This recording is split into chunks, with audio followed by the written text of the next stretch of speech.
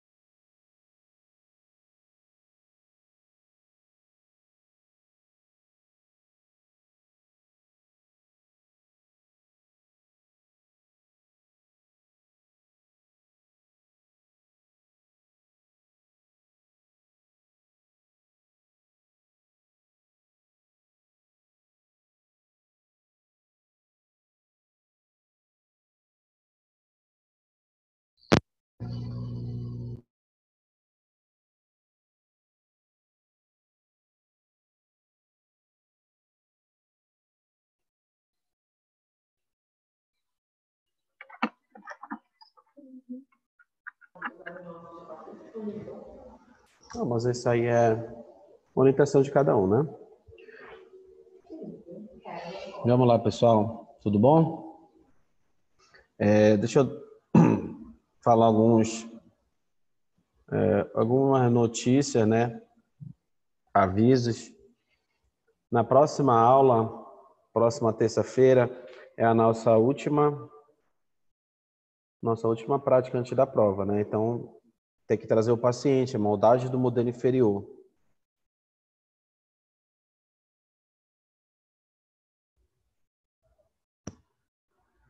A gente vai fazer a escultura? Acho que não, né? Vamos dar preferência na próxima aula só para a oclusão, tá bom? Então, a gente deixa para quando voltar às atividades presenciais mesmo, principalmente a parte teórica, para a gente fazer a nossa reposição da escultura. Vai ficar, eu vou ter que refazer o nosso cronograma, provavelmente, porque os dias já não vão casar, né? A gente estava fazendo uma programação para dar teoria e prática, e agora, como já está a possibilidade de a gente dar aula teórica presencial, aí eu vou ter que refazer para a gente usufruir dessa possibilidade.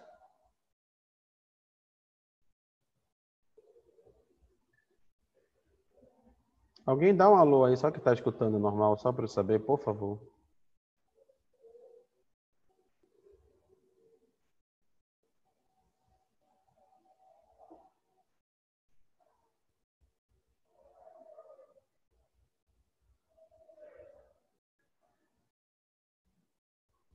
Tá tudo bem?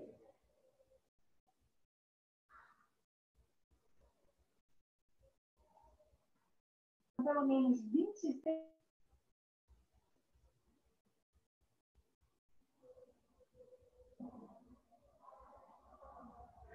Eu preciso para começar só que eu confirme, pessoal, que tá, porque a gente fala aí. Eu não sei se eu tô me escutando normalmente. Só para a gente poder começar.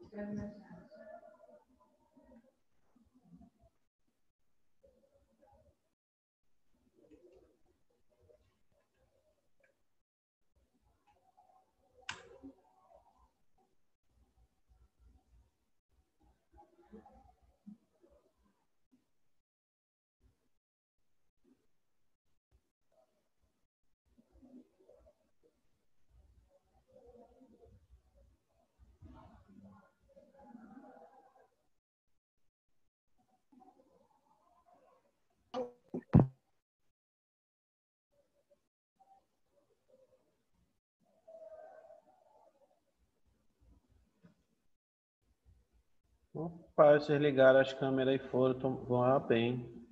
Pensei que tinha ligado o computador e tinha ido jantar. Beleza.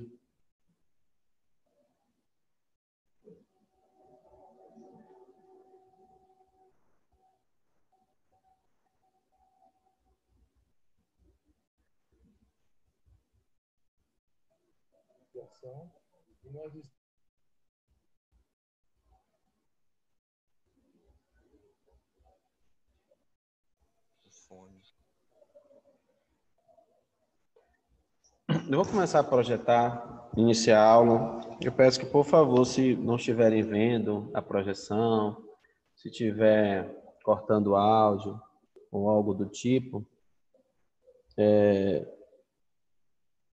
interrompam a aula. O chat a gente não consegue ver nesse momento mais, tá?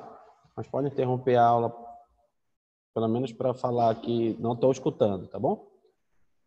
É um assunto de extrema importância que a gente vai falar agora, tá? Então, assim, perguntem a hora que vocês tiverem dúvidas. Eu ia dar 2 assuntos hoje, só que como eu estou vendo que vai voltar a disciplina presencial, a teoria, eu vou guardar o outro assunto para a gente estar aqui na sala de aula. Vai ser bem melhor aproveitado no meu ponto de vista. Pelo menos vocês interagem mais. Nós vamos hoje falar um pouquinho de relação interoclusal, né? Os contatos interoclusais. E a gente se faz uma pergunta, né? O que é que mantém os nossos dentes em posição? O que é que o paciente tem naquela situação dele que mantém o dente em posição? Por que a gente faz essa pergunta? Porque a gente vê que quando um paciente tem algum hábito parafuncional, microfone ligado. Quando a gente vê que um paciente tem cria um hábito de olhar, tá, o microfone de vocês, que o barulhinho externo vem dentro do nosso ouvido aqui e desconcentra um pouco. A gente tem que ter em mente o quê? O que é que mantém os nossos dentes em posição? Qual o fator de estabilidade? A gente sabe que isso acontece, por exemplo, um paciente que tem o hábito de chupar dedo, chupar mamadeira, pipo por muito tempo, ele tem uma tendência de movimentar o dente ou movimentar o arco por inteiro. Então, algum fator deixa o nosso dente em posição. Porque assim que acontece algum fator externo, ou seja, um fator determinante que induz um movimento, ocorre uma movimentação dentária. Então, os pacientes que não têm esse fator externo, alguma coisa acontece no nosso sistema para manter aquela estabilidade. E à medida que o paciente vai perdendo esse fator que mantém essa estabilidade, algum má posicionamento, alguma interferência vai acontecendo. E isso é importante para a gente ter em mente que quando o paciente diz assim, só é um dente, né, que eu vou perder, tem vários. E a gente começa a criar um banco de dados nosso para informar para o paciente, como eu falo para vocês, a nossa profissão, ela nos capacita a ter esse conhecimento técnico, científico, e passar para o paciente, que ele não sabe, ele pensa que, eu tenho 32 dentes, se eu perder um dente, não tem problema, né? Aí a gente diz assim nessa hora, mas se eu tirar um dente bem teu, o 11, o central, ele, não, mas dá lá para trás que eu quero falar. Mas também tem prejuízos, né? Os dentes lá para trás, o que ele fala, os molares, uma perda de um molar, o que causa? O que acontece? Qual a sequência em cadeia que ocorre com a perda de um dente posterior? Então, olha, esse caso aí é um caso antigo, mas assim, é interessante a gente trabalhar em cima dele. O que esse paciente ele não tem? É um paciente que tem ausência da língua, ou seja, uma mulher que nasceu com ausência da língua. E o que isso tem a ver?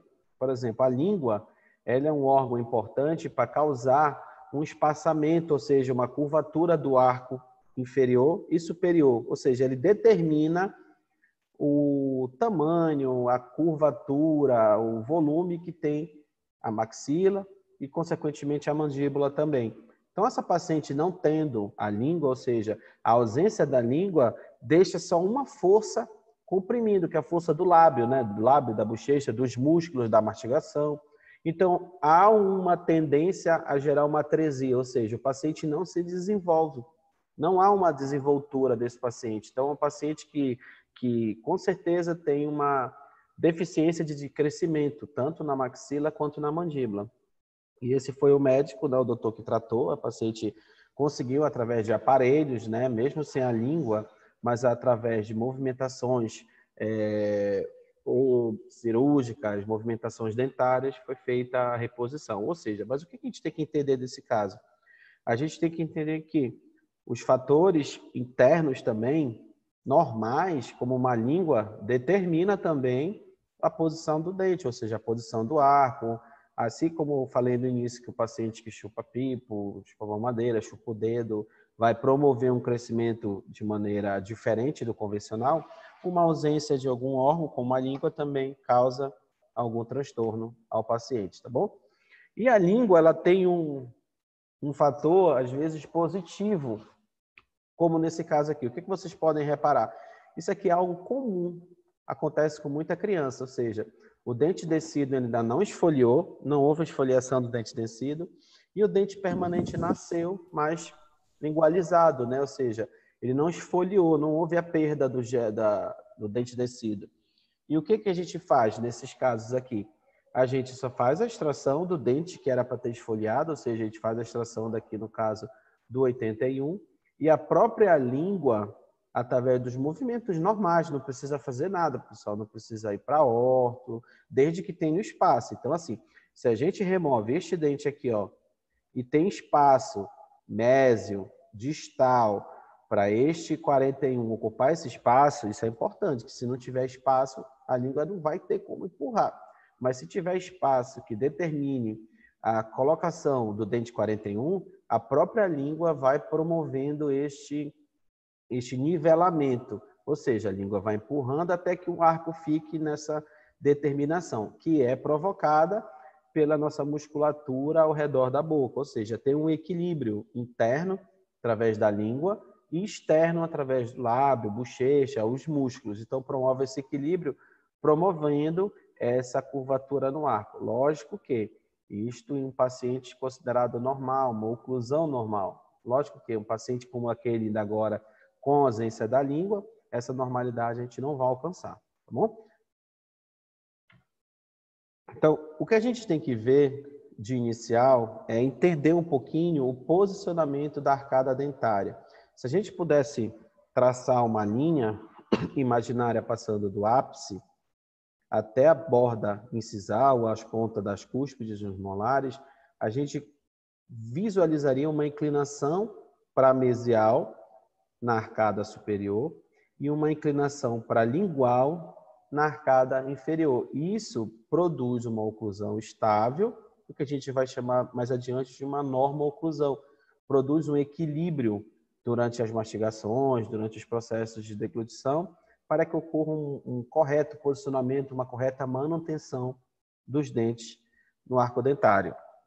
Isso também aqui, esse correto posicionamento vai determinar alguns ângulos de desoclusão que a gente vai falar daqui a pouco. Ou seja, quando a gente vai montar um dente, por exemplo, prótese total, o paciente não tem nenhum dente, o laboratório ele tem que simular esses posicionamentos dentários. Quando você faz uma reabilitação anterior, canino a canino, você tem também que simular o posicionamento dos dentes na arcada, ou seja, você não pode colocar os dentes de qualquer posição, isso não fica nem estético, nem harmônico no arco do paciente. Então, o arco superior, os dentes anteriores geralmente se direcionam mesialmente.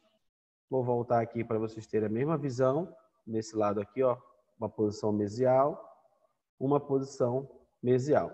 Dentes posteriores, inclinação vestibular discreta. O que a gente tem que entender é que os nossos dentes não são como um teclado de um piano, por exemplo, todos na mesma direção. Eles possuem diferentes inclinações e essas inclinações vão ser fundamentais para que a gente venha ver alguns ângulos de desoclusão, ou seja, daqui a pouco vocês vão ver algumas curvas, como a curva de Spee, curva de Wilson, enfim. A gente vai falar de uma a uma e vocês vão conseguir visualizar melhor porque a angulação dos dentes é importante. Vamos lá. Comprimento e largura da arcada superior são maiores que o comprimento e largura da arcada inferior. Isso promove o quê? Uma sobreposição do arco superior. Isso é uma mordida, essa foto aí vocês estão vendo, é uma mordida normal, o que a gente considera de normo-oclusão. Um alinhamento dentário satisfatório e o correto posicionamento, ou seja, há um trespasse.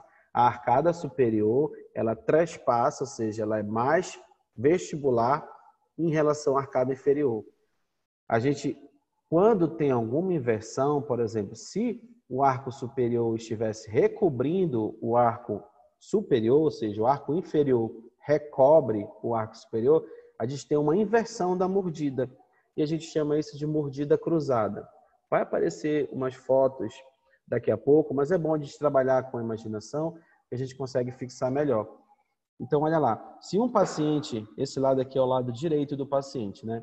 Se um paciente ele tem uma mordida inversa aqui, ou seja, os inferiores ficam por cima dos superiores, a gente chama de mordida cruzada unilateral direita, né? Só do lado direito do paciente. Se a mordida cruzada é dos dois lados, a gente chama de mordida cruzada bilateral. Mas também o paciente pode ter uma mordida cruzada anterior, que é a inversão. No caso, superior, incisivo central superior, ao invés de ele estar posicionado por cima do inferior, ele está posicionado de maneira inversa, por trás dos incisivos inferiores. A estabilidade oclusal tem sido definida como a harmonização dos contatos que impedem o movimento dentário após o fechamento bucal. Ou seja, a estabilidade oclusal é definida como uma harmonização dos contatos. Então, para eu ter uma estabilidade oclusal, eu preciso ter uma harmonização. Não adianta a gente restabelecer um paciente, ou seja, às vezes chega um paciente na clínica e, vou dar um exemplo, perdeu, ele tem premolar superior, mas ele é muito vaidoso, mas ele não está ligando muito para os molares. Ele perdeu o primeiro molar, segundo molar, ele tem só do 14 ao 24. Bora trabalhar dessa forma. 14 ao 24. E ele quer fazer um tratamento com você, porque os dentes da frente não estão tão legais, assim, ele queria fazer tudo bem bonito de porcelana ou de resina, enfim. Mas o que acontece? Aquele seu trabalho que você vai fazer, de imediato, ele vai ter um alinhamento, vai ter uma oclusão satisfatória. Isso vai depender muito da sua habilidade, mas se você tiver uma boa habilidade, de imediato você devolve o paciente uma oclusão, uma estabilidade oclusal satisfatória anterior, né? Ele tem só até pré-molar, então bora jogar aí até pré-molar. Mas o que acontece? Com o tempo, esse paciente tende a perder essa estabilidade que você colocou nele. Por quê? Porque não há essa harmonização, não tem contato posterior. Se você não joga paciente contato posterior, ou seja, você impede o paciente de mastigar posterior. Você joga o paciente para mastigar com os dentes anteriores. os nossos dentes anteriores não foram feitos para mastigar o alimento, não foram feitos para triturar o alimento. Então, você sobrecarrega uma oclusão no paciente.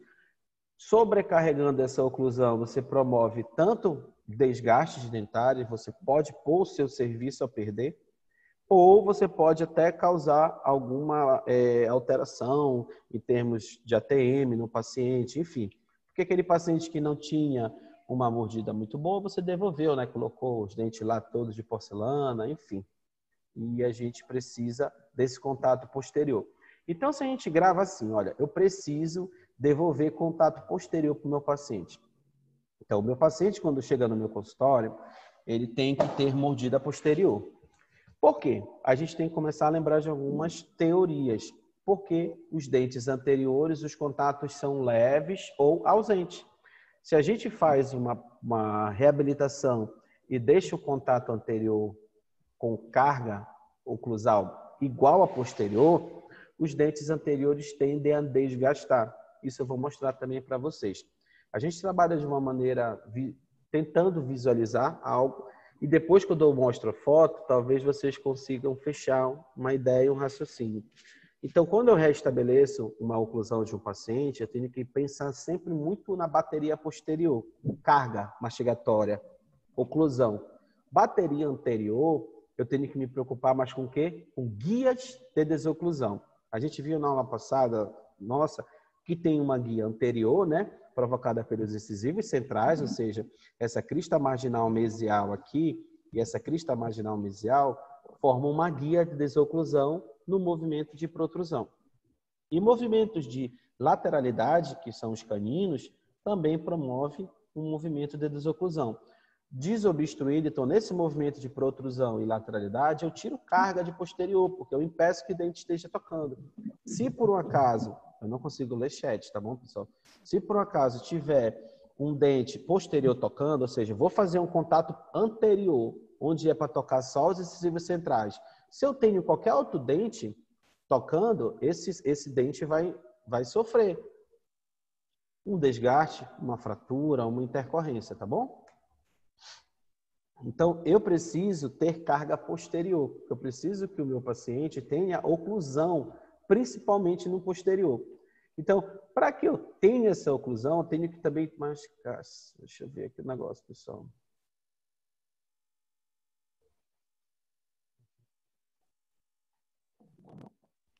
Tá normal o áudio?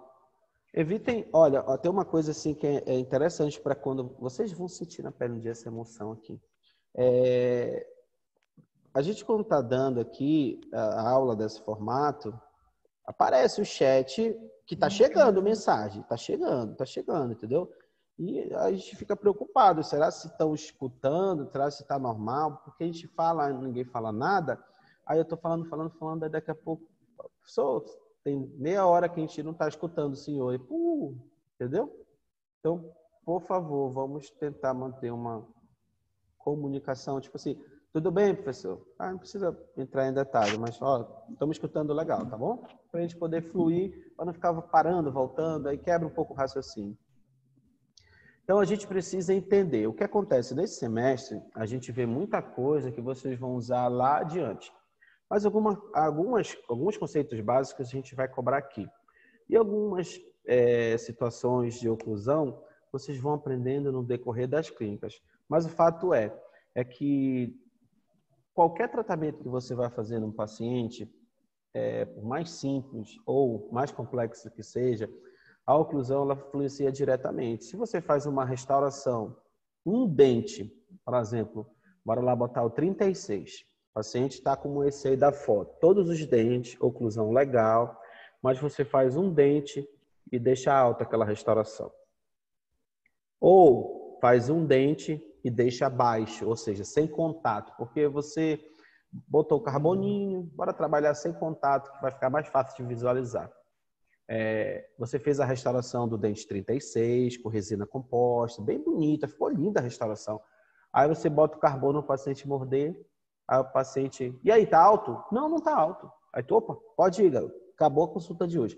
Mas por algum motivo aquela restauração ficou sem contato. Não tem contato. O dente antagonista, o dente de cima, não está tocando naquele dente. E você tá ótimo, não está tocando, né? Ruim é quando toca. Na realidade, você tem que achar um equilíbrio. Nem deve tocar demais e nem deve não tocar. Os extremos, tocar demais e não tocar, vão gerar consequências na nossa oclusão. E a gente vai ver que consequências são essas. Então, o fato de você deixar uma restauração mais alta ou mais baixa gera uma interferência. Ah, professor, mas vai bagunçar. Lógico que, se você deixou uma restauração com uma diferença mínima de contato, isso talvez não cause um grande transtorno, mas você vai mudar o que o paciente chegou, ou seja, você muda a oclusão do paciente de certa forma. E dependendo da situação, isso pode sim trazer alguma consequência. Mas é interessante você entender o que você está fazendo para poder mensurar essas suas consequências futuras de deixar uma restauração alta ou uma restauração sem contato. A gente precisa entender uma coisinha no início para a gente poder visualizar algo mais profundo depois. Quando eu falei para vocês agora que há uma sobreposição na mordida dos superiores sobre os inferiores, a gente tem uma visão posterior essa aqui, ó. Então, vamos supor que esse aqui seja o nosso dente 36, esse seja o nosso dente 26. Então, aqui seria o dente 26,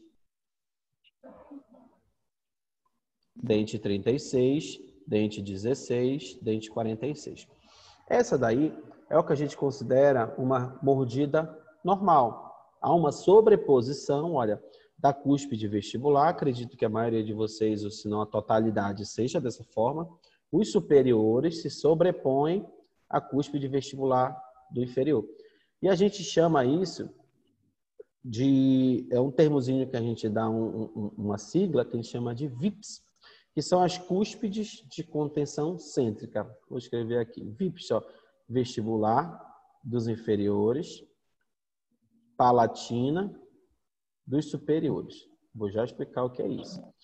A gente vai chamar de VIPs. Quais são as cúspides VIPs? São as cúspides que ocluem, que tem que marcar o carbono. Ou seja, quando eu vou checar a oclusão do meu paciente, só tem que tocar se for uma cúspide VIP.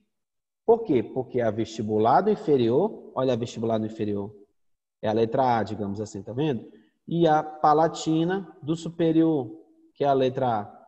A gente considera isso de cúspide de contenção cêntrica. São as cúspides VIPs. Então, se estiver na prova, quais são as cúspides de contenção cêntrica? Vestibular do inferior, palatina do superior. Tá bom?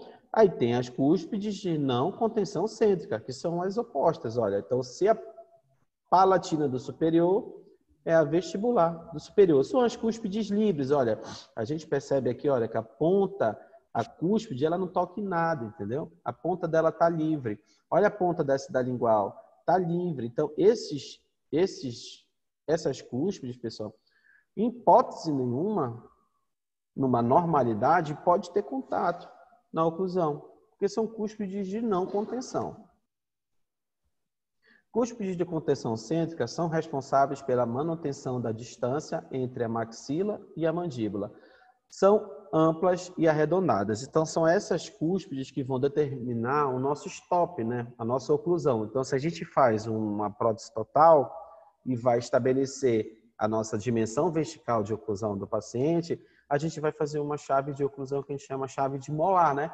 Começa montando o primeiro molar superior com o primeiro molar inferior. Ocluiu, como está na foto, pessoal. Houve essa oclusão aqui, há um stop, ou seja, há uma DVO do paciente. Eu estabeleci a DVO, porque daí não passa. Não tem como ter um aumento dessa mordida, ou seja, se eu ocluir aqui, eu estabeleço o que a gente chama de DVO do paciente. Tá? Cúspide de não contenção proporciona uma estabilidade na mandíbula, direciona a mandíbula nos movimentos de lateralidade, fechamento e abertura. São pontiagudas e bem definidas. O que acontece? Devido às cúspides de contenção cêntrica serem cúspides que vão triturar o alimento, vão ter uso efetivo, elas tendem a ter um desgaste maior que as cúspides de não contenção cêntrica, que são livres, né? Então, normalmente, cúspides de contenção cêntrica são mais arredondadas e cúspides de não contenção são mais pontiagudas. E elas determinam movimentos de lateralidade, por quê? Porque elas vão determinar, a altura dela vai determinar. Se você tem uma desoclusão com uma cúspide mais baixa, provavelmente seu guia anterior determina isso. A guia canina determina diretamente a altura de cúspide, porque se você tem um guia de desoclusão anterior ou lateralidade baixo, provavelmente a altura da cúspide do seu molar tem que ser baixa também. E quando a gente faz reabilitação no paciente, principalmente implante, a gente vai fazer um implante, olha lá. Implante não pode ter carga lateral. Em hipótese nenhuma. Um dente com carga lateral, que eu digo assim, eu vou fazer guia anterior ou lateralidade e toca num dente. Ele, ao longo do tempo, tem consequências negativas. Tá chovendo, Thaís? Ao longo do tempo tem consequências negativas. Mas o implante, ele é, digamos assim, mais sensível a movimentos de lateralidade. Então, dependendo do trabalho que você vai fazer, você vai mensurar essa altura de cúspide. Não adianta a gente fazer um trabalho de reabilitação e colocar uma cúspide linda e maravilhosa, mas é um implante, entendeu? Você sabe, mas por que você não faz a cúspide do implante tão alta? Porque você sabe que dos movimentos de lateralidade, eu não posso ter toque nele. E se eu deixar uma cúspide muito elevada, eu vou ter toque. Então, eu tento deixá-la baixa. Mas eu só tenho esse conhecimento de deixar essa cúspide baixa se eu entendo que é uma cúspide de contenção cêntrica, se é uma cúspide de não contenção, se eu entendo que é um guia anterior, um guia canino, o que toca, o que não toca. Então, são conceitos básicos que vocês estão tendo, mas vocês, ao longo do tempo, vão começando a ter a aplicabilidade desses conceitos, tá? A estabilidade... Não, você tá falando isso. Tô falando do nada que tu se aplica lá. A gente tem que desligar o microfone, tá? Tem horas que eu não consigo desligar daqui. Fica bem no ouvido da gente o áudio. Vamos lá. Então, a gente precisa ter uma estabilidade posterior. E o ideal para a gente ter essa estabilidade é esse contato que a gente chama de cúspide fossa. Ou seja, a cúspide de um dente inferior oclui diretamente na fossa do superior. E a cúspide do superior oclui diretamente na fossa do inferior. Ou seja, é vice-versa. É dente ocluindo na cúspide do seu antagonista. Então, é cúspide ocluindo na fossa do seu antagonista, tá bom? Então, quando a gente tem esse contato aqui, a gente tem um contato ideal. Esses dois contatos que estão aqui são contatos que não são os contatos corretos. Então, afigurar que a gente tem um contato de uma cúspide ocluindo numa fossa, pelo próprio desenho, vocês conseguem visualizar que ocorre um nível de estabilidade, né? Você percebe que é como se encaixou um dente no outro. Desta forma aqui, há uma tendência... Felipe? Cadê o Bob? Se não desligar o microfone vai ficar complicado. Se não tiver um contato cúspide fossa, o que vai acontecer? Bora supor esse contato aqui, olha lá. Vamos deixar um paciente neste tipo de situação aqui.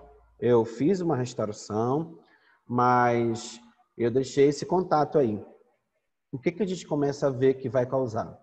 Uma situação da letra B e uma situação da letra C. É um contato completamente errado, ou seja, um contato que não me dá estabilidade.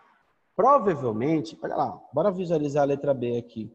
O que vocês começam a visualizar se esse contato permanece? Olha lá, essa cúspide aqui está começando a encontrar essa outra cúspide. Então, olha, o nosso contato está bem aqui, ó. Esse contato gera uma força, né? Primeiro, bora falar dessa força aqui. Essa força aqui, olha na foto anterior, o sentido que ela é. Perdão. Olha na foto anterior, o sentido que ela é. Deixa eu apagar aqui. Nesse sentido vertical. Estão visualizando? Bora para a próxima aqui. Então, aqui está nesse sentido vertical aqui, né? Do superior e do inferior. Nesta situação aqui, a força já muda, né? Está tendo uma força nesse sentido aqui. Se eu tenho uma força de mastigação neste sentido, E neste sentido, olha lá, o que a gente visualiza isso ao longo do tempo? Provavelmente, os dois dentes que estão ocluindo de maneira errada, digamos assim, eles não estão encaixando, eles estão batendo. É muito provável que um dos dois dentes ou os dois dentes se movimentem para pegar esse equilíbrio aqui. Mas a movimentação que vai acontecer, tipo assim, o B não vira o A. O que vai virar? Olha lá. A letra B, o que ela vai virar? Deixa eu apagar aqui.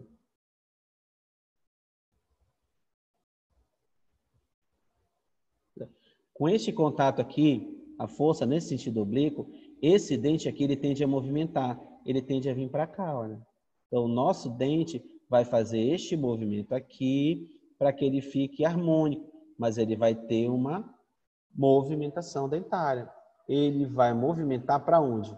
Para vestibular.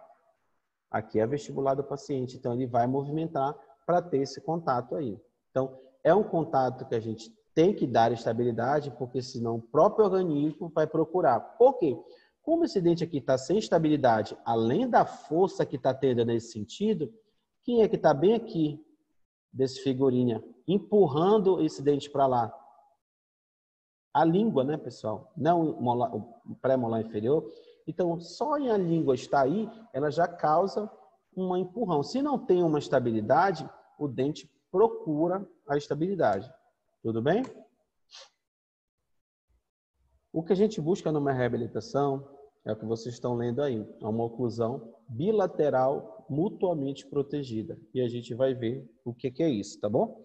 Esse videozinho aí vocês já viram, tá? Mas não adianta eu ter uma oclusão molar posterior muito boa, ou seja, uma oclusão bilateral muito boa, se ela não é protegida. Ou seja, você deixou, olha, professor, eu ajustei o carbono desse paciente, eu fiz restauração posterior muito legal, bati o carbono, ficou legal, olha, show de bola. Aí vê desoclusão anterior. Na desoclusão anterior, em lateralidade, tá normal? Aí, eu não vi. Eu fiz a restauração, foi no pré-molar. Eu não vi isso aí, não. E o que acontece? Se nesses movimentos, tanto de protrusão quanto de lateralidade, algum dente no movimento não é topo a topo, ou seja, você tem que ver do início do movimento até o final. Ou seja, esse nosso ponto de partida até a ponta do incisivo não pode ocorrer carga oclusal posterior. Se tiver acontecendo alguma interferência, que a gente chama, esse dente vai sofrer uma consequência. E essas consequências podem ser, como a gente já falou, fratura, desgaste, trinca. Então, olha lá o lateral, a lateralidade. Se a gente faz essa movimentação que a gente chama de guia canino, nenhum dente, pessoal, vai tocar. Nesse desenho esquemático aqui, a gente percebe que há um exagero da desoclusão. Ou seja, a gente olhando assim, era a pessoa, mas em quem que isso toca? Eu acho que não tem paciente que isso toca, não. Olha o tanto de desoclusão que tem. Na realidade, pessoal, esse é um dos problemas que a gente está enfrentando, que é muito recorrente. A gente pega muito paciente que tem interferência. Às vezes em lateralidade, que é o que faz aqui nessa figura do canino, ou às vezes até em protrusão. Isso é uma coisa que a gente está vendo muito acontecer.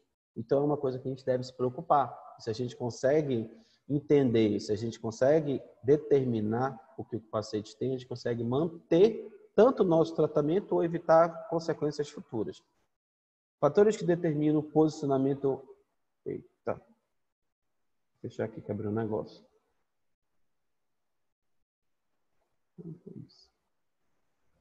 Olha aqui. Rapidinho, pessoal, que o negócio aqui...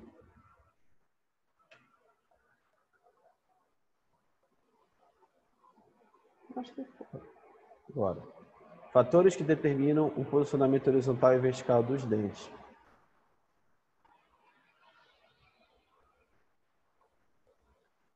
Lembra que eu falei daquela primeira paciente? Então, assim, o que manteve... O que mantém o nosso arco naquele comprimento? A presença da língua é um fator interno, né? Fatores externos são os músculos, lábios e forças externas que acontecem, entendeu? Então, para que ocorra um correto posicionamento dentário, a gente precisa que exista essa harmonia. Por isso que a gente falou no início do paciente que chupa dedo, chupa pipo, enfim. São pacientes que têm fatores externos que causam alguma movimentação dentária. E nem é só isso. Qualquer hábito, pessoal, qualquer hábito externo, que seja um hábito deletério, que seja um hábito que causa uma parafunção, ele pode causar uma movimentação dentária. Então, olha o que mantém o nosso equilíbrio. Então, aqui é uma imagem lateral, né? Os nossos lábios, ó, e a nossa língua. Então, provoca esse equilíbrio. Por isso que aquele dentinho daquela criança que nasceu lingualizado, a língua se encarrega de recuperar esse correto posicionamento. Eu não digo correto posicionamento. Pode ser que ele venha em alguma giroversão, alguma coisa, entendeu? Mas aquela posição lingualizada que ele estava, ela é corrigida se houver espaço, tá bom? Então, os dentes procuram o que a gente chama de zona neutra, que é os dentes que constituem a parte mais flexível do sistema mastigatório.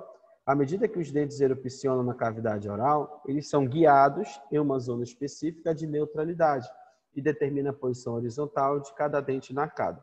Isso é uma ordem natural da coisa, é uma ordem que acontece no na nossa erupção. Mas quer ver uma coisa que acontece bastante, que a gente tem que tomar cuidado, são os nossos trabalhos que a gente faz, as nossas restaurações, enfim. Essa zona neutra, o nosso dente, ele procura sempre, entendeu? É uma posição de erupção, uma posição de um toque. Então, naquele paciente que a gente deixou sem contato, a gente fez uma restauração, uma coroa, cobriu todo o dente de porcelana, vamos dizer, mas deixou sem contato. Aquele dente, com o tempo, ele procura o contato, ou seja, ele vai migrar, ele vai extruir. Se for um dente superior, principalmente, ele tem uma extrusão. O que é extrusão? É um crescimento além do normal. Quando a gente tem uma erupção dos dentes, os dentes vão erupcionando, ele, opa, tocou um dente no outro. Quando dá o toque do dente no outro, a gente chama de fim da erupção, né? Não teve mais erupção dentária, então eles foram erupcionando e tocou. Quando a gente tem uma ausência do dente inferior, esse dente superior ele procura o toque, então ele continua o processo de erupção. Às vezes vem só o dente, às vezes vem em bloco, ou seja, vem tanto o dente quanto a estrutura óssea. Então isso provoca perda. Se eu deixei um dente meu, então o dente erupcionou, tocou. Fiz uma restauração, deixei o dente sem contato. O meu dente superior vem até ter contato. Por isso que é deletério tanto você deixar uma restauração alta, quanto você deixar uma restauração sem contato nenhum, porque o dente vai procurar essa zona neutra, essa zona dele de equilíbrio. E essa zona neutra, numa dentição natural, ela ocorre de maneira natural. Quando você provoca alguma interferência, o dente vem vindo de uma forma que a gente não consegue determinar. E isso provoca alterações, né? Giroversões, inclinações. Ele não vai erupcionar de maneira retilínea como uma erupção normal. Ele vem de uma forma que sofre fatores externos, sofre fatores de alimentação. Fatores que determinam o posicionamento horizontal nos dentes. Se as forças horizontais centrífugas da língua são maiores que as forças centrípetas exercidas pelo músculo e lábio, os dentes irão se deslocar horizontalmente até que as forças opostas sejam iguais, que isso é a zona neutra. Então, lembra do nosso caso, do nosso paciente? O nosso dente só vai parar nesta posição, porque vai ter um equilíbrio dessas três forças. Se por acaso, um paciente ficar com o hábito de empurrar a língua, o seu dente, por exemplo, tem hábito de ficar empurrando toda hora. Aquele movimento que você faz, aquela força que você faz com a língua, aquilo vai movimentar seu dente. Nada mais é que a orto. O que a orto? Um ortodontista coloca um aparelho e, através de mola e elástico e o próprio arco, né, determina para onde o dente tem que ir, para onde o dente tem que movimentar. Se você tem algum hábito que causa essa indução de movimento, o dente move também, tudo bem? Ele move nesse sentido, né, causando essas giroversões, que não é o que acontece com o aparelho, porque com o aparelho o dente está meio que esprintado ali, como se fosse uma cerca, né? Ele tende a movimentar de maneira mais retilínea. Com esses movimentos de maneira, digamos, deletéria, no caso, o chupar de dedo, a gente começa a provocar esses tipos de movimentações no dente. O dente movimenta, se eu tenho uma força induzindo aqui no meu incisivo inferior, esse nosso dente tende a movimentar desse jeito aqui, e não de maneira uniforme. Contato proximal. As áreas de contato situam-se próximas às bordas incisais e oclusais. Então, quando a gente vai dar contato entre um dente e outro, a gente procura dar esse contato mais superior, ou seja, mais em relação ao incisal, em relação ao oclusal. Vamos ver na imagem aqui. Olha lá. Então, bora dar uma olhada na região de molar aqui, ó. Então, aqui onde está esse tracejado é o ponto que ocorre o meu contato oclusal. É o ponto que um dente encosta no outro. Isso gera um espaço para nascer uma papila, não gera espaço de acomodação dos tecidos moles, tá bom? Uma foto aqui, então, olha, o contato dos dentes está nessa região aqui, pessoal. O contato mais localizado para o oclusal e para a incisal. Os contatos proximais são muito mais deslocados para vestibular. Quando a gente fala mais deslocado para vestibular, a gente vai para uma vista oclusal. Então, quando a gente vai entender mais isso, quando fizer uma prótese total, que a gente vai devolver mais dentes para o paciente. Mas vocês percebem que, com essa imagem, a gente tem que visualizar que quando eu fizer montagem de dente, eu não posso pegar e fazer que nem um galpão de trem, né? Todo mundo retinho, como se fosse bem alinhado. O nosso arco faz uma curvatura e essa curvatura gera movimentações. As movimentações de quê? Dos contatos, movimentações da dentição, da inclinação dos dentes. E o que a gente tem que visualizar aqui? Visualizar os contatos. Então, meu dente tem contatos mais deslocados para incisal e para oclusal. Na região posterior, ele está mais localizado para vestibular. Isso produz o quê? Diferentes ameias. As ameias vestibulares são sempre menores que as ameias lingais. O que é a ameia? É o que apareceu aí, pessoal. São os espaços, são os espaços provocados entre as curvaturas dos dentes. Então, quando a gente fala na dentística, a gente usa muito esse termo de ameia. Por exemplo, vocês estão fazendo... Vou tentar desenhar aqui para vocês entenderem na região anterior. Vamos supor que saiu o incisivo central e um outro incisivo central aqui. Aí, esse dente aqui é do paciente.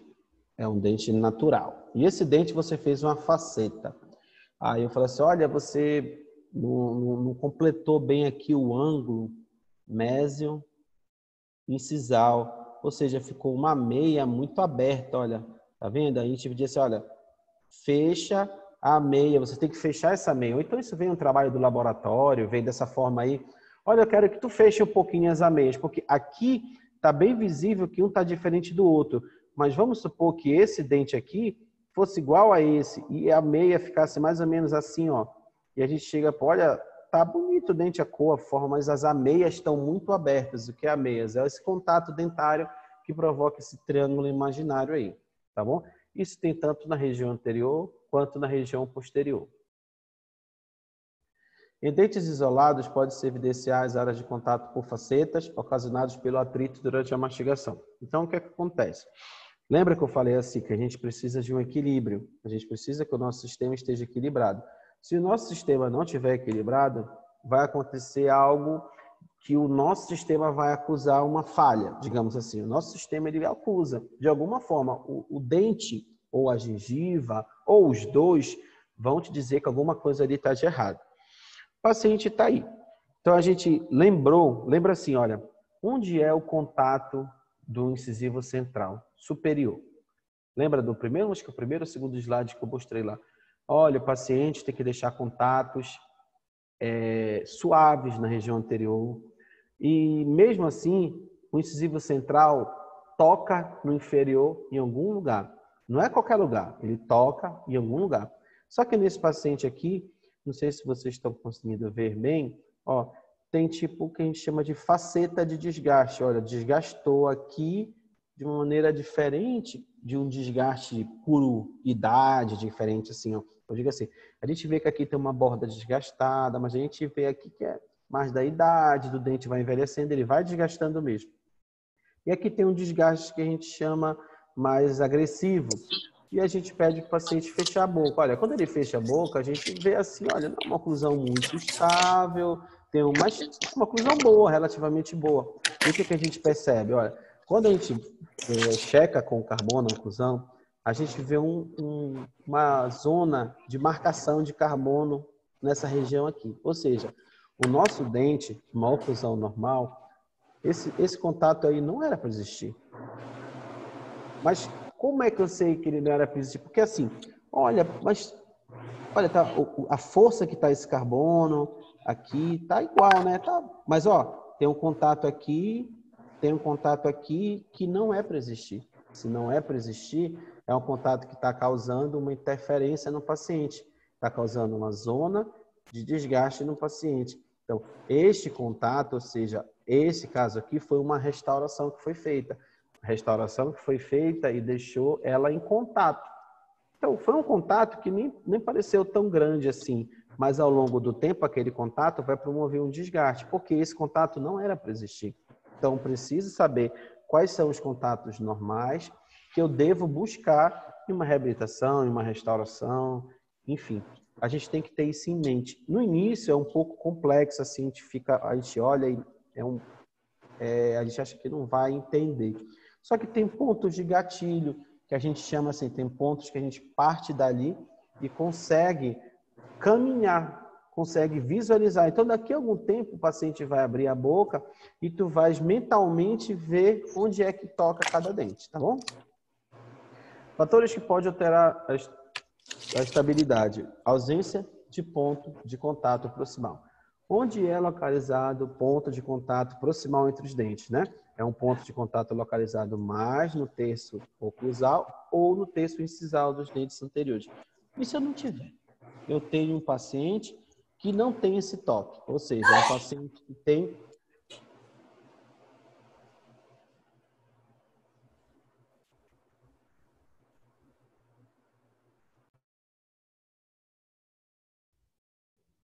Lembra de botar o microfone no mudo, desconcentra muito. Então, se eu tenho um paciente que não tem esse contato, é um dente que tende a movimentar.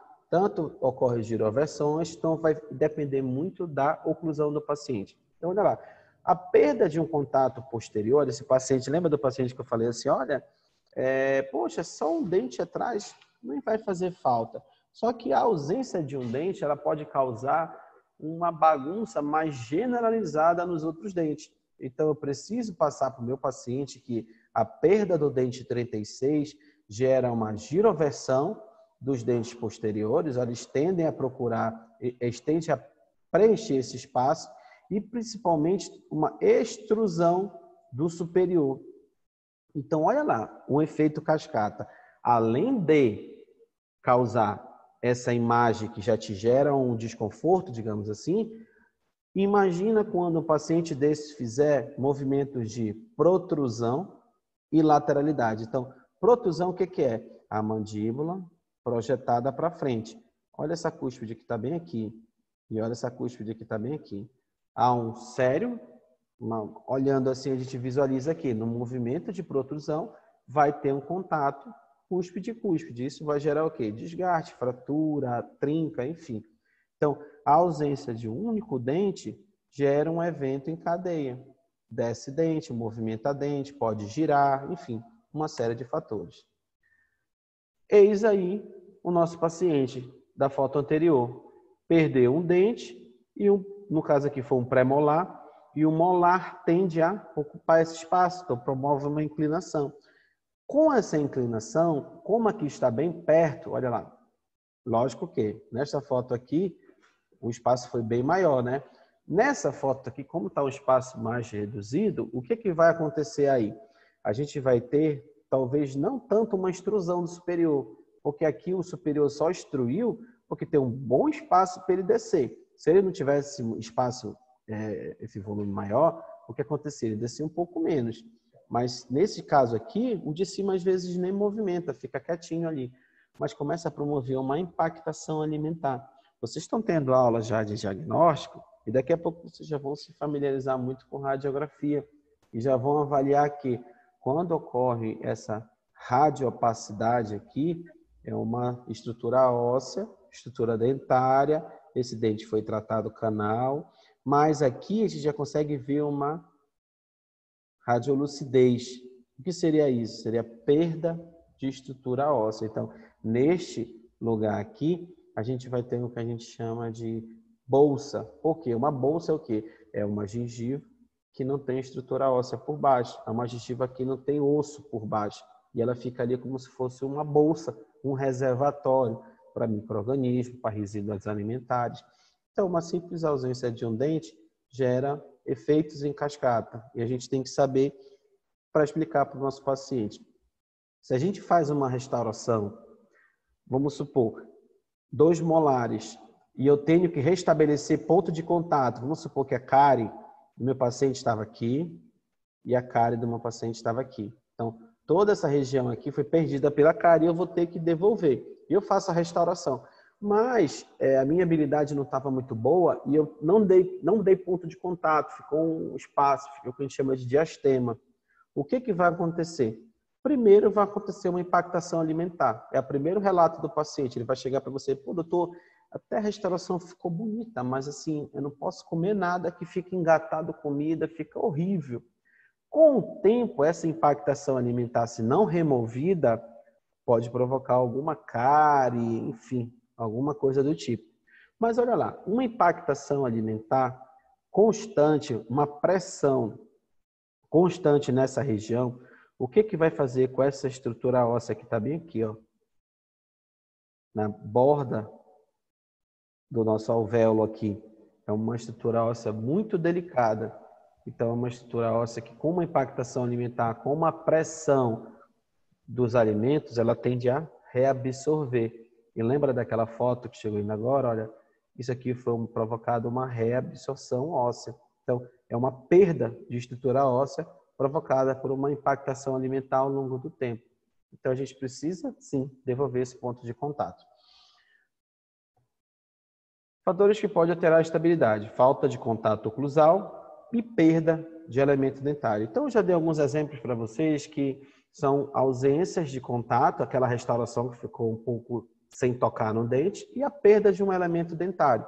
Então, de maneira visual, a gente começa a ver aqui perda de 2 elementos superiores. Olha, e o que vai acontecer no nosso sistema? Além da gengiva reabsorver, lembra que eu falei dos nossos dentes que eles, de maneira bem grossa, se ele só para de crescer quando toca em outra coisa ou toca em outro dente?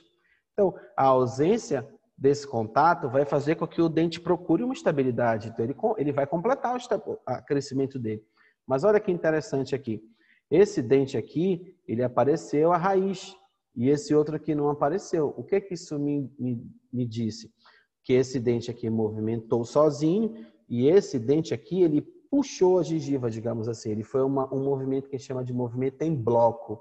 É um movimento bem mais complicado da gente trabalhar. Por quê? Porque, vamos supor, esse paciente aqui, quando não movimenta a gengiva, eu pego o dente dele, corto bem aqui, faço uma coroa e boto outro dente aqui em cima, normal. Eu tenho espaço para trabalhar. Quando um dente sobe em bloco, quando eu corto o dente, fica um espaço muito pequenininho para trabalhar. Ou seja, eu vou ter que tirar a gengiva, osso, para devolver uma altura que restabeleça essa oclusão, ou seja, essa dimensão de mordida do paciente. Então, uma ausência de contato, uma ausência de perda, provoca esse tipo de alteração. E na região posterior? Perda do nosso primeiro molar, ocorre uma migração dentária, ocorre uma movimentação do superior, ocorre uma extrusão desse elemento e uma série de fatores em cadeia. Isso é uma situação que a gente encontra muito ainda hoje em dia, né? A perda de 1 ou 2 dentes posteriores e esse efeito cascata aí, na maioria dos casos, a gente consegue visualizar. Lógico que tem casos que o paciente perdeu o dente por ter uma estabilidade de oclusão ou uma chave de oclusão boa, aquele contato acaba que não tem tanta movimentação, mas que em alguns casos sim, movimenta e movimenta bastante, muito parecido com a imagem que vocês acabaram de visualizar, tá bom? Mas isso aí não é regra geral, não é assim. Ah, eu perdi um dente, se eu perder o 46, é esse meu final? Isso não é bem assim. Mas sim, há uma possibilidade de você chegar a esse ponto, ou pode ser que você fique só com uma ausência e fique todo mundo muito bem alinhado. Isso vai depender do contato, se é um dente com um dente ou um dente com dois dentes. E a gente já vai ver isso daqui a pouquinho, tá?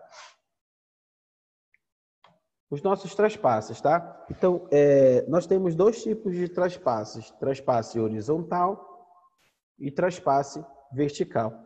Traspasse horizontal é a distância das bordas dos incisivos, superior e inferior.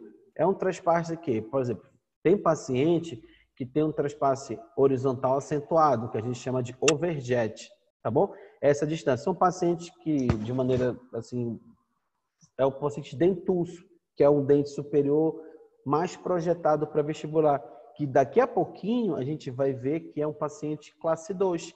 É um paciente que os superiores são mais protrusivos, são mais adiantados. E a gente tem uma normalidade, ou seja, o seu incisivo superior para o incisivo inferior não pode estar uma distância muito grande. Ele tem um limite que te dá essa normalidade, que é de 1 a 4 milímetros. Então, se você tiver essa distância aqui da sua vestibular, ou seja, da sua incisal para vestibular do inferior, então você vai medir aqui essa distância e você vai ver que há uma distância de 1 a 4 milímetros e uma distância, digamos assim, normal de se trabalhar. Distâncias maiores que isso, a gente deve se preocupar, tá bom? Como da foto aí, ou seja, é um overjet muito acentuado. A gente vê também nessa foto algumas características, olha lá. A gente percebe que, além dessa exagerada projeção dos incisivos, a gente percebe aqui uma mordida cruzada, olha lá, né? O normal não é o superior cobrir, ou seja, a cúspide vestibular do superior cobrir a vestibular do inferior, olha lá. E aqui está o contrário, né? Essa aqui é a cúspide vestibular e essa aqui é a cúspide vestibular. Então, uma mordida cruzada posterior que esse paciente tem. Além dele ter um traspasse horizontal acentuado, ele tem uma mordida cruzada posterior. Tem pacientes que têm uma mordida muito parecida como essa, que a gente chama de topo a topo. Olha, uma mordida em que as bordas dos incisivos, elas se tocam. Isso aqui é uma oclusão. O paciente está em chave de oclusão. Mordida de topo a topo. A ponta do incisivo superior está tocando na ponta do incisivo inferior. O normal é haver um traspasse. De quantos milímetros? 1 até 4 milímetros, tá bom? E pode ocorrer o inverso, né? Que seria o que a gente já viu anteriormente, mas agora com a imagem, uma mordida cruzada anterior. Ou seja, o incisivo inferior está se sobrepondo aos superiores. Aqui, você viu ainda agora que eu falei assim, olha, quando um dente nasce paralingual, a língua empurra. Desde que não haja nenhum obstáculo. A língua poderia empurrar os incisivos superiores? Até poderia, mas olha quem está barrando aqui, ó, não vai deixar. Então, se a língua empurra, encontra 4 incisivos inferiores que não deixa aí. Então, há uma inversão. A gente não consegue descruzar essa mordida sem o auxílio de aparelho, tá bom? Então, é uma mordida cruzada anterior. Traspasse vertical. Então, a gente viu também o traspasse horizontal, né, que é a projeção na horizontal, que é o overjet, e a gente pode ver também agora o traspasse vertical, que é uma mordida que a gente vai aumentando a profundidade, digamos assim. Isso também tem normalidade. Então, é a distância das incisais, ó, a incisal do inferior com a incisal do superior, e a gente mede essa distância. Sabe como a gente mede? Muito fácil, não é não? A gente vem com uma lapiseira, pede o paciente morder. Morda! Aí ele morde. E a gente vem com um lápis e risca bem aqui, ó. Faz um risquinho bem aqui na vestibular desse inferior. Aí o paciente abre a boca. Aí eu venho com uma régua e meço aqui, ó. Dessa distância para cá é a minha é o meu traspasso em vertical, é o meu overbite. E eu vejo quantos milímetros tem aqui. 1, 2, 3, 4, enfim.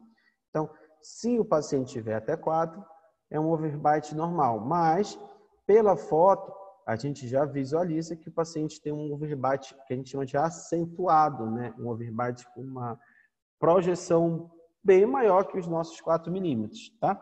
E a gente chama assim de mordida profunda, uma mordida que o paciente recobre quase todos esses ringos inferiores ou até passa, né? Como no caso aí.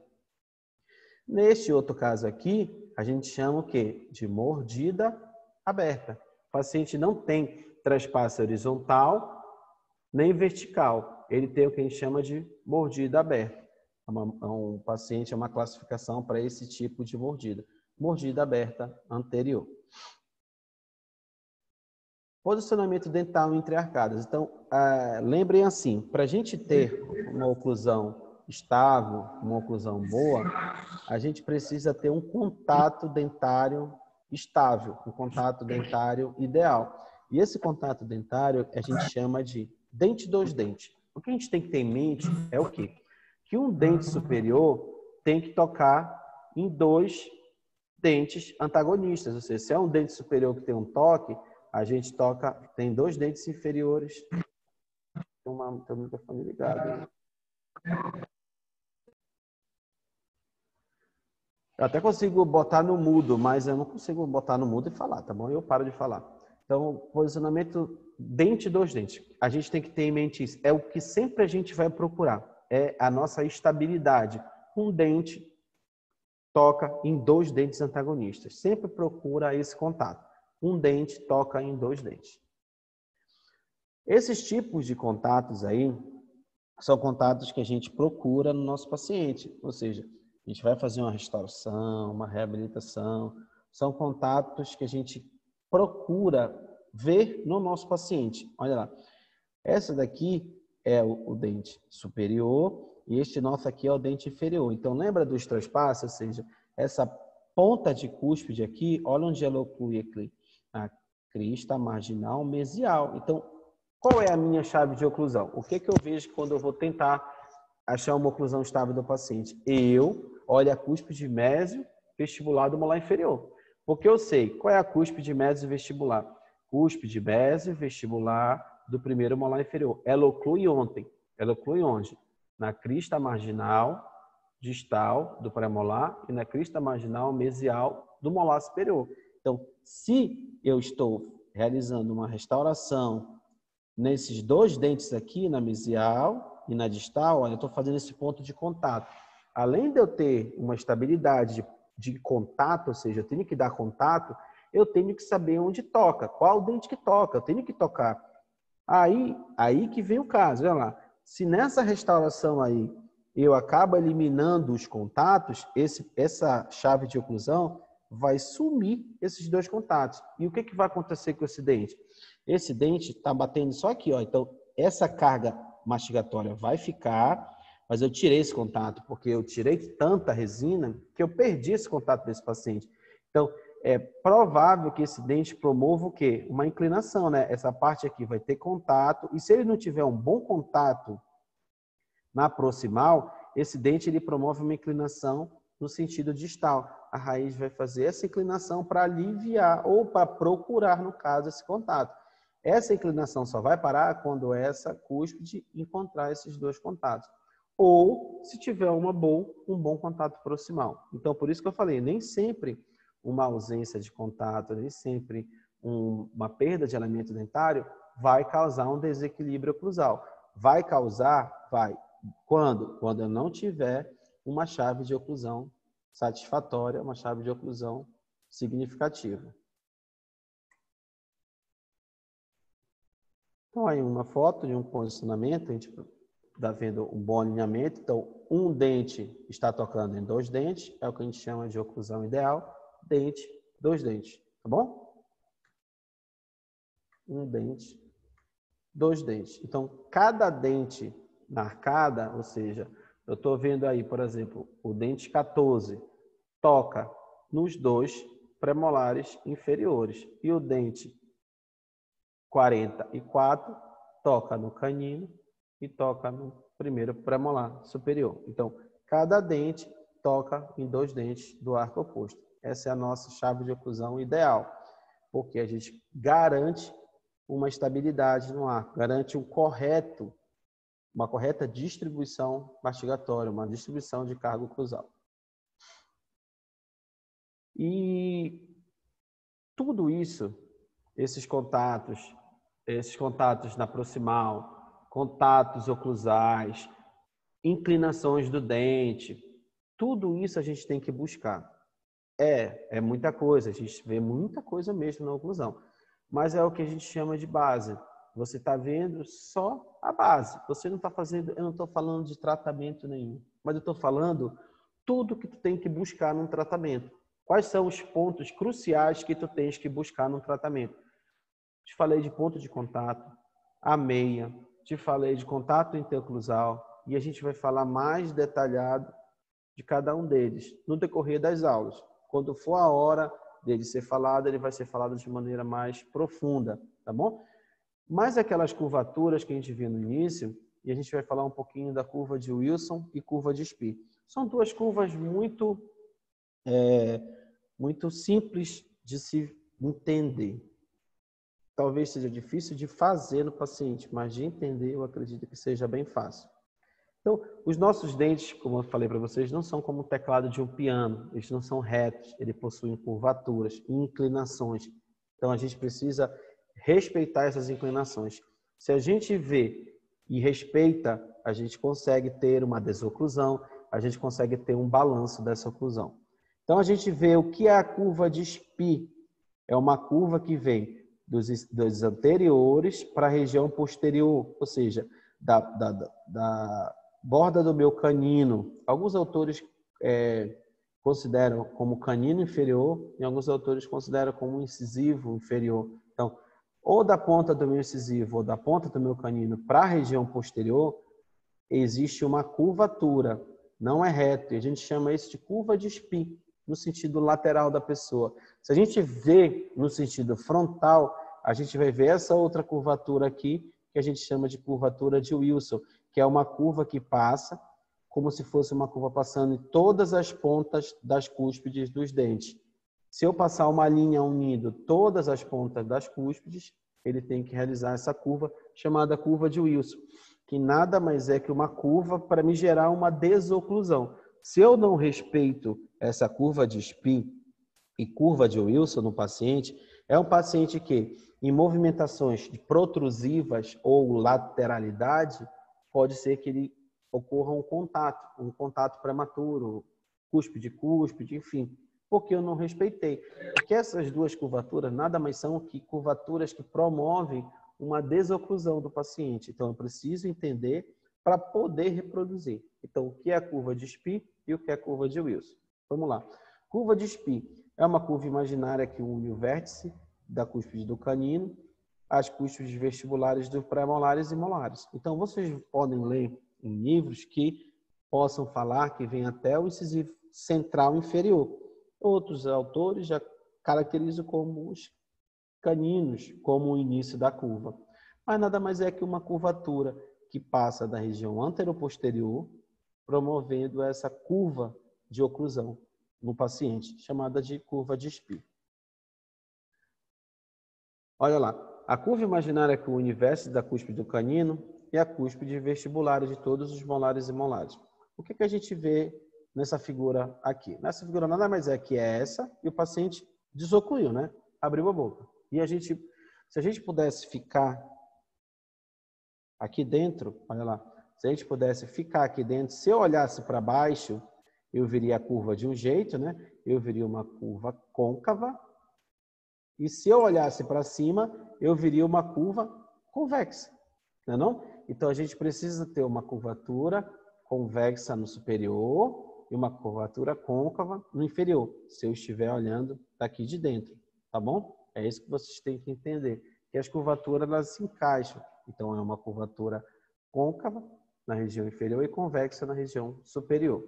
Traçando uma linha, a gente consegue ver uma linha reta, que existem alguns dentes que estão abaixo dela, e à medida que vai indo para as extremidades, são os dentes que ficam ou na linha ou ligeiramente acima. Olha o que acontece, olha lá. Olha, esse dente aqui está ligeiramente acima da curva. Então, se esse meu dente estiver ligeiramente acima, é um dente de desoclusão, no caso é o canino, não é? É um dente que promove guias de desoclusão. Se por um acaso, na hora de eu montar meu paciente, ou seja, estou fazendo uma prótese e faço o canino bem aqui, ó, na curva, a ponta do meu canino ficou bem na curva. Esse meu dente não é o dente que promove desoclusão e lateralidade. Eu faço lateralidade direita, esquerda. É um dente que é para guiar o meu movimento. Se eu deixo esse dente um pouco mais abaixo, o que vai acontecer? Vai acontecer contato de dente que não era para tocar.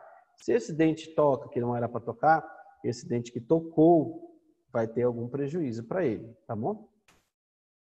Uma outra forma de visualizar a curva de Spee. Então, lembra aqui da ponta do canino até a distal do molar. Então, é uma curva provocada pelo processo de oclusão.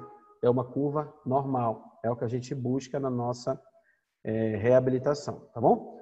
Curva de Wilson.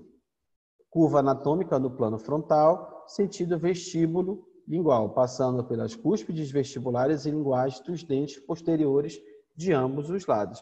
Então, lembra aqui, cúspide vestibular do molar superior, cúspide lingual e vai traçando essa linha imaginária. Se eu promovo alterações nesse sentido, é uma ausência de curva, é uma probabilidade maior que esse paciente venha a ter contatos durante os movimentos que a gente chama de excursivos, movimentos de protrusão e movimentos de lateralidade. Essa visão aí é uma visão frontal do que vocês estão vendo aqui. Então, olha lá a curva de Wilson. Lembra que a gente percebe que está passando pelo incisivo, mas não é, tá bom? Essa foto aqui, ó, é como se estivesse passando lá onde está a língua do paciente. Mas se a gente faz assim, parece que é reto, ó. Então, a gente traçou essa linha assim. Mas lembra aqui, esses dentes aqui, os molares, eles têm uma inclinação. Lembra da primeira foto que o nosso dente não é reto?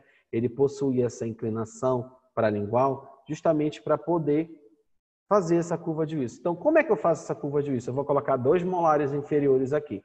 Eu coloco o meu molar inferior de um lado, molar inferior do outro. E eu faço esse movimento no meu molar aqui. Pronto. Ao jogar a cúspide lingual mais para dentro, digamos assim, eu já promovo uma projeção dessa curva de Wilson.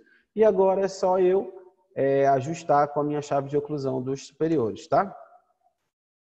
Mais uma foto para vocês visualizarem a curva de Wilson, essa projeção, essa curva provocada pelas cúspides dos vestibulares. Tudo bem, pessoal? Alguma dúvida? Deixa eu ver o chat, já que vocês não falam nada.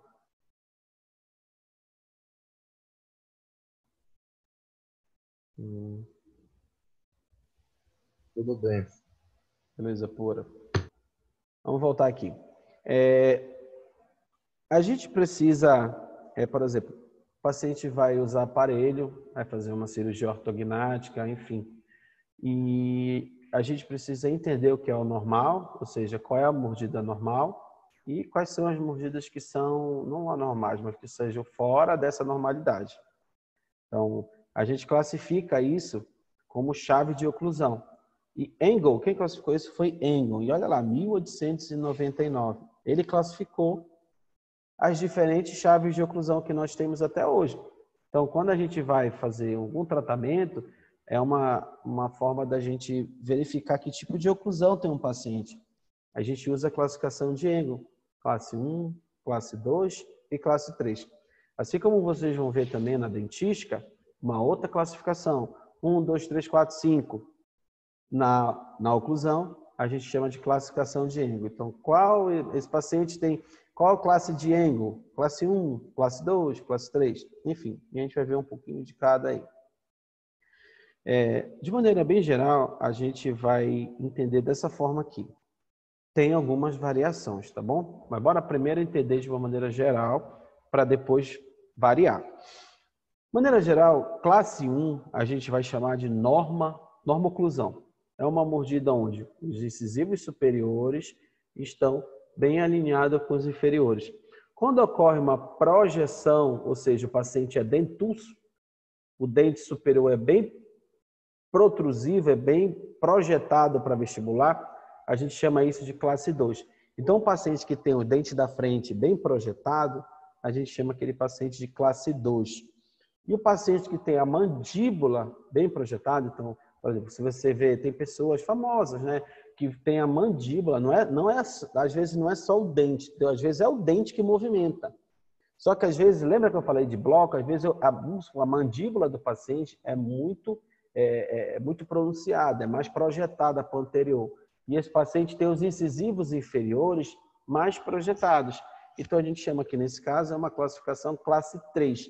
A gente tem tanto essa classificação baseada na projeção dos incisivos, mas a classificação de Engel olha mais para o molar. A gente vai ver mais o molar. Então, a gente vai olhar a chave de oclusão do molar. Então, a gente vai, quando o paciente senta na cadeira, a gente pede ao paciente, morda, oclua. Aí ele vai morder.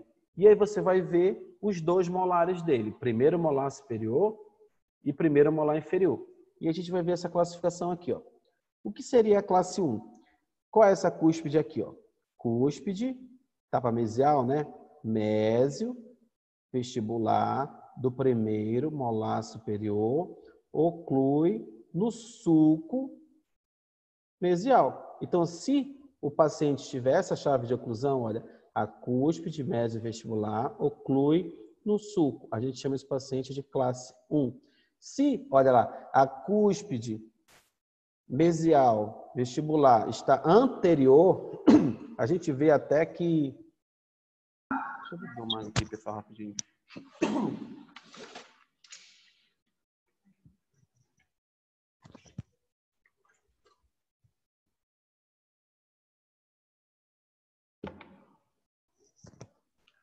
Perdão, secou.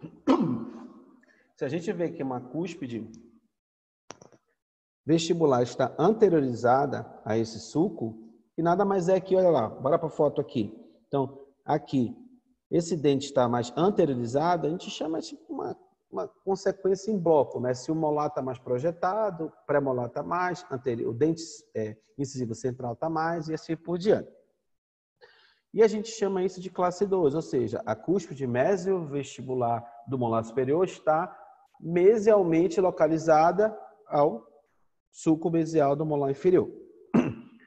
Eu sei que está um pouco confuso, porque a anatomia não está na nossa cabeça ainda, né? Alguns pontos anatômicos que a gente fala assim, cúspide mésio vestibular do molar superior, aí, eu não sei o que é isso. Aí fica um pouco mais confuso. Mas a gente olhando para a imagem, a gente tenta ver de uma outra forma, tá bom?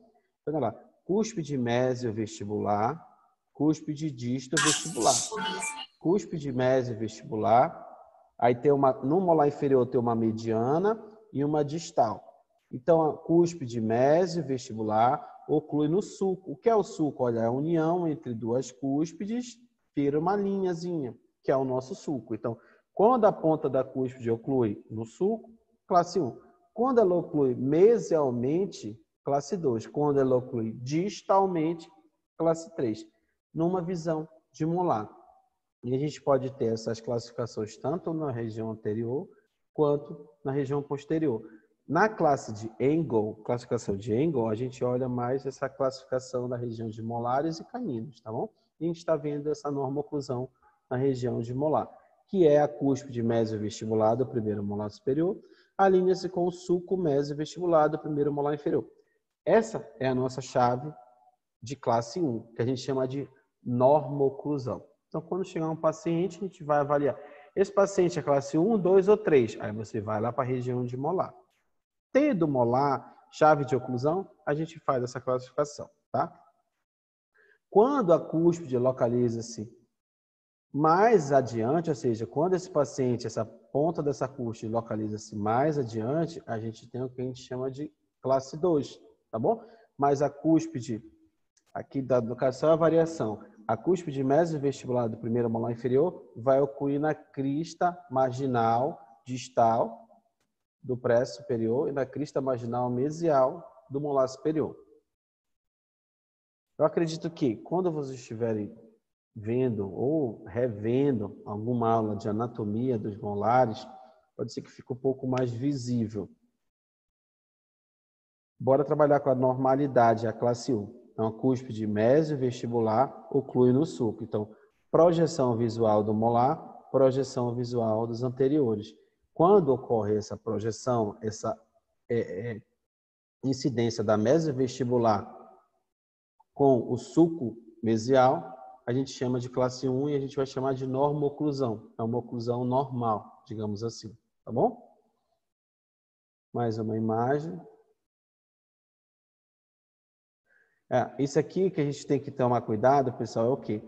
Por exemplo, a gente chama de normoclusão essa foto aqui, onde ocorre uma classe 1 e ocorre uma homogeneidade, uma harmonia entre os dentes.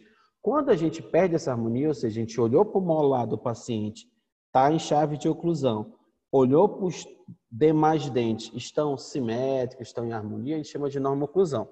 Quando a gente perde isso, ou seja, eu estou com uma normalidade, mas estou com, olha, interferência na região anterior, giroversões, pode estar com uma mordida cruzada, mas o paciente não deixa de ser classe 1, mas ele já não é considerado um paciente que tenha normoclusão, tá bom? E a gente vai dizer que esse paciente possui uma maloclusão de classe 1. Então, ou seja, o paciente classe 1, ele só é considerado normoclusão quando todos os demais dentes estão alinhados. Se esse paciente tem chave de molar classe 1, mas possui desalinhamento, cruzamento de dente, enfim, giroversão, a gente considera como uma maloclusão. Mas ele é classe 1 também, porque existem maloclusões classe 2 e classe 3, que a gente já viu ainda agora. Então, paciente classe 1 é considerado normal, desde que tenha uma harmonia. Paciente classe 2, então, pode ser determinado pelo crescimento maior da maxila, digamos, o paciente que é dentuço, né? Um paciente que cresceu muito a maxila, mas pode ser que sua maxila esteja no lugar correto, mas a mandíbula, por algum acontecimento, ela não cresceu, ela não se desenvolveu. É um paciente que tem uma mandíbula retraída. Então, ele é uma classe 2 também, mas, digamos assim, por deficiência da mandíbula.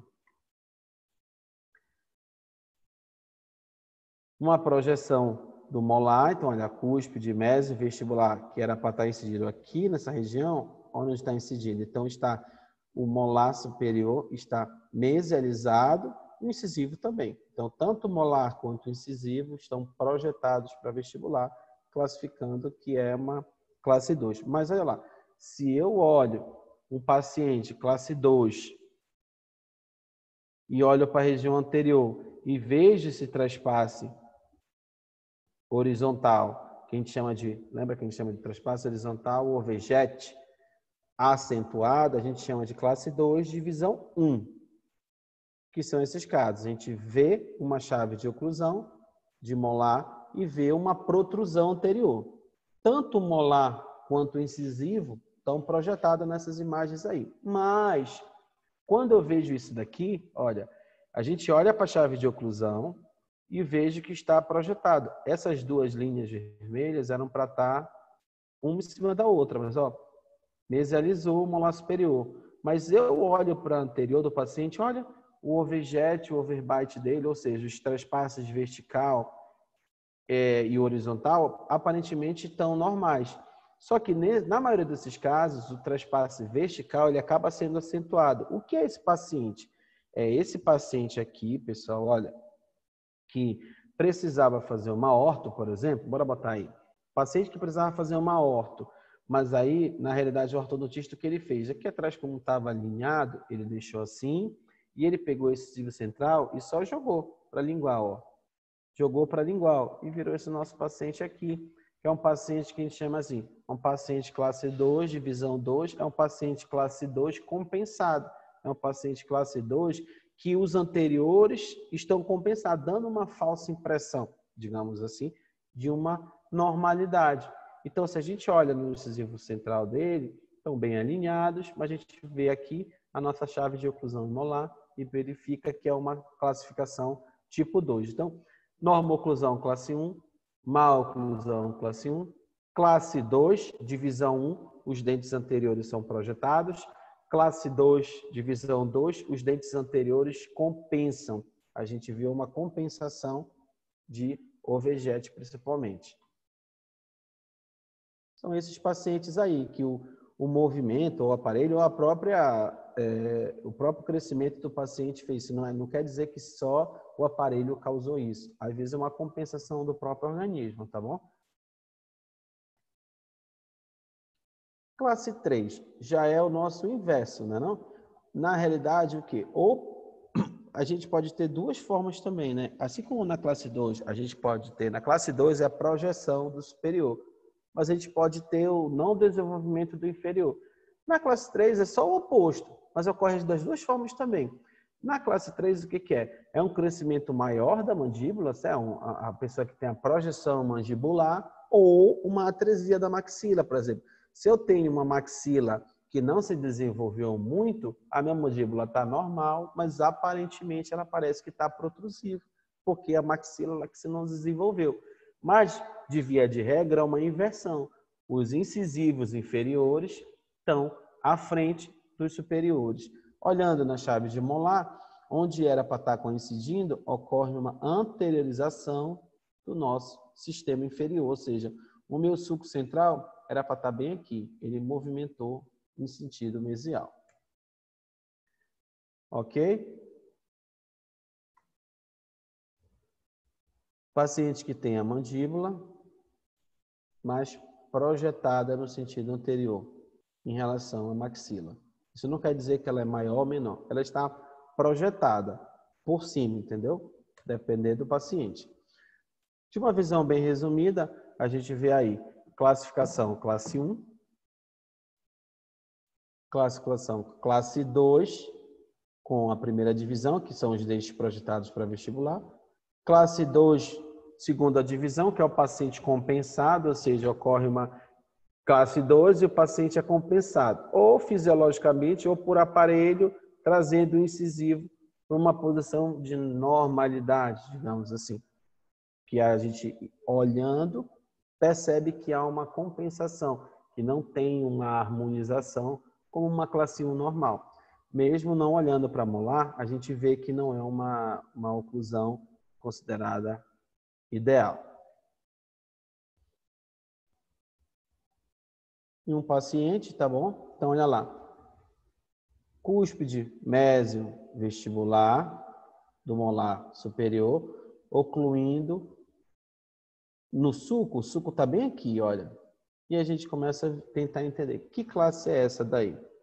Que classificação é essa onde a cúspide mésio vestibular oclui, que era para ocluir no sulco mesial, está ocluindo mais posterior. Classe 3, né, pessoal? Outro caso aqui.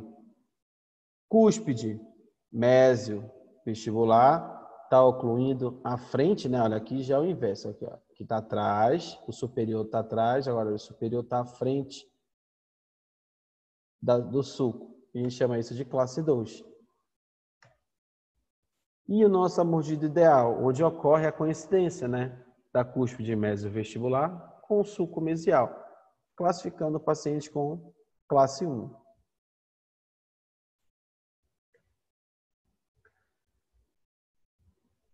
Como nós estamos, pessoal? Alguma dúvida?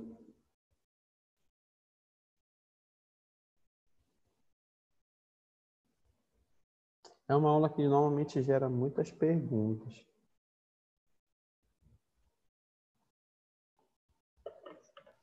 Tá tranquilo. Tá, beleza. O que nós vamos fazer? Eu vou querer que... A Maria tá aí? Tá. A Maria vai postar, por favor, no grupo, para lembrar os alunos que a aula que vem é teoria, ou é prática, tá? Na clínica. Todo mundo de branco, paramentado, legal. Traz o paciente. Moldagem do arco inferior. Nós vamos fazer a moldagem do arco. Ah, professor, mas eu não consegui moldar o arco superior na aula passada. Ou então, poxa, eu até moldei, mas não ficou tão legal. Quando eu cheguei em casa, eu vi que não estava legal. A gente vai repetir e fazer os dois, tá bom? Então, nessa aula é uma aula de equilíbrio. Então, vocês já sabem o que tem que fazer. A gente já vai chegar e vai fazer com que vocês produzam de uma maneira mais rápida. E a gente vai ter uma eficiência melhor do nosso horário. Espera aí rapidinho. Um ponto importante é que a gente vai ficar alguns eu vou ficar responsável e outros a professora Thaís vai ficar responsável. E a gente vai tentar melhorar um pouco mais a clínica de vocês, tá bom? Lógico que na primeira vez vocês tinham muitas dúvidas de mexer com a cadeira, enfim, eram muitas situações que gerou dúvida. Algumas dúvidas foram solucionadas, mas a gente vai tentar otimizar o nosso horário. Primeiro ponto, eu não me atraso, tá bom? Então a gente vai cobrar de vocês pontualidade. Vocês têm que entrar na clínica aqui 7h10. Então, 7h10 tem que estar entrando na clínica. Não pode chegar às 7h30, vou abrir meu armário, que a gente perde muito tempo. Vocês viram que a clínica, ó, ela vai voar. Ela vai voar na oclusão, na dentística, integrada, enfim. Ela vai voar em todas as disciplinas. Então, organização. Vocês têm que, com a dupla de vocês, estarem organizados. O que cada um vai fazer, qual o material que tem que trazer. Se vocês forem resolver tudo aqui, o tempo passa e vocês não conseguem concluir a atividade de vocês. É a nossa última aula antes da prova, então o objetivo de vocês na primeira avaliação é fazer o modelo superior e fazer o modelo inferior, tá bom? Então, botem no grupo de vocês para a gente tentar produzir esses dois modelos que a gente fica equilibrado, a gente não perde, digamos, tempo. E com o nosso retorno após as provas, a gente vai viabilizar a reposição de vocês e as práticas como serão aqui, a gente tem a oportunidade de dar a prática ou de dar a teoria e fazer a prática, entendeu? Hoje nós não temos essa possibilidade. A gente dá uma aula teórica e acabou por hoje. A gente vai ter essa possibilidade no futuro. Então, por favor, coloquem no grupo. Não esqueçam, não faltem na aula que vem, é a última aula antes da prova. O nosso assunto para a prova é até esse de hoje. Essa aula, no mais tardar amanhã à noite, eu estou postando na plataforma para que os alunos que não tiveram acesso a estarem online agora possam visualizar depois pela plataforma, tá bom? Se alguém tiver alguma dúvida também, lá pela plataforma pode tirar essas dúvidas, mas a Maria tem meu celular. Se alguém quiser perguntar alguma coisa, peça para a Maria, porque se cada um for perguntar, acaba que às vezes é a mesma pergunta e a gente acaba perdendo, de certa forma, tempo respondendo a mesma pergunta 30 vezes. Então, falem para a Maria, para ela se comunicar com a gente, que fica uma mensagem mais direta e mais filtrada. Tudo bem? Beleza. Então, aguardo vocês na próxima terça-feira, tá bom? Valeu, galera. Muito obrigado. Boa noite a todos. Boa noite.